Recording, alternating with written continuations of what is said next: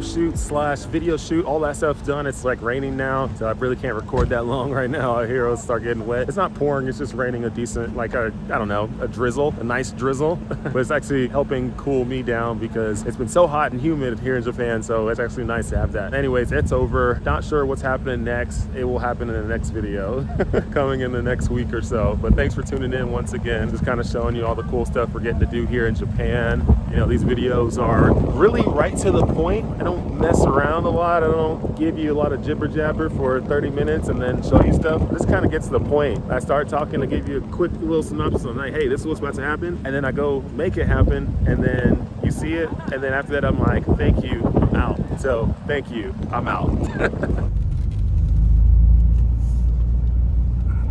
Let's see what's going on over here. Rolling into a place where people come do meets when there's bad weather, and there's like only like 3 other cars here. But it's a cool spot. It has potential. Definitely has potential, that's for sure.